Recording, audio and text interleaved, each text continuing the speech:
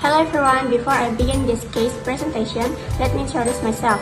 My name is Siti Fakrinadia Firham. I'm from class C. Before I'm going to the case, I want to explain what is the SOAP means in the physiotherapy. SOAP is structure format by the physiotherapy to collect, organize, and present patient information. It stands for subjective, objective, assessment, and plan. For today's case, I will be discussing a patient with right shoulder pain. May I know your name and age? My name is Cica. I am 27 years old. What was the main complaint that brought you to the clinic today? I have pain my right shoulder too big. Have you tried any medication or therapy before? I tried one compress at home, but only helped a moment.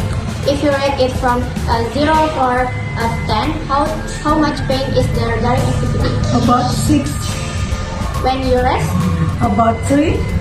what is your main aim with this therapy? I want to pain to disappear and to be able to carry at normal activities again without stress. For the subjective section, the patient is 27 years old woman who comes to the physiotherapy clinic complaining of right shoulder pain. She has been experiencing this pain for the past 2 weeks. She rated the pain as 6 out of 10 during activities and around 6 out of 10 at rest. She tried warm air compress at home, but the relief only lasts a short time. She has not taken any medication prior to coming to the clinic. Her main goal is to reduce the pain and return to her normal daily activities without discomfort or limitation. Then moving on the objective section, during the physical examination, several findings were not. The patient posture show a mild forward head posture and slightly rounded shoulders, which may indicate muscles imbalance in the upper body. For the range of motion, shoulder flexion was limited with pain starting around 120 degrees. Shoulder abduction was also limited with pain beginning at approximately 100 degrees. External and internal rotation were possible but slightly uncomfortable at the end range. During palpation, tenderness was found over the supraspinatus tendon region. There was also mild tightness in the upper trapezius and pectoralis minor muscles.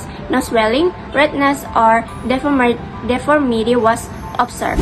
For the assessment section, based on the patient's subjective complaint and objective examination findings, the most likely diagnosis is right shoulder impingement syndrome, most likely involving irritation or inflammation of the supraspinatus tendon. The patient limited range of motion, pain when elevating the arm, positive special test, and tenderness over the supraspinatus tendon all support this diagnosis. Conventional, the patient is limited in performing tasks such as overhead reaching, dressing, grooming, and carrying objects. If not treated properly, the symptoms may worsen or become chronic. Finally, the plan. The physiotherapy management for this patient will include several components. First is pain management. The patient will be advised to apply ice for 10 to 15 minutes, 2 to 3 times a day, especially after activities that trigger pain. Modalities such as TENS or ultrasound may also be used in the clinic if needed. Second is manual therapy. Manual technique will focus on reducing muscle tightness and improving joint mobility.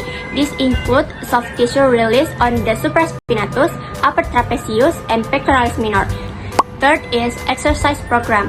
The exercise program will include postural correction exercise to improve alignment, gentle range of motion exercise including pendulum exercise, wall slides, and stretch within a pain-free zone. 4 is education and activity modification. The patient will be educated to avoid repetitive overhead activities and heavy lifting temporarily. She will also be reminded to maintain proper posture during daily tasks. The last one is follow-up. The patient will return for a follow-up session in 1 week to assess progress.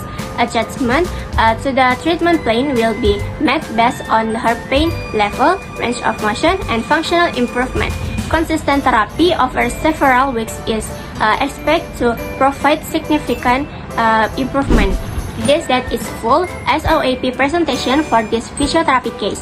Thank you for watching, and I hope this explanation helps in understanding the assessment and treatment process for shoulder impingement syndrome. Bye!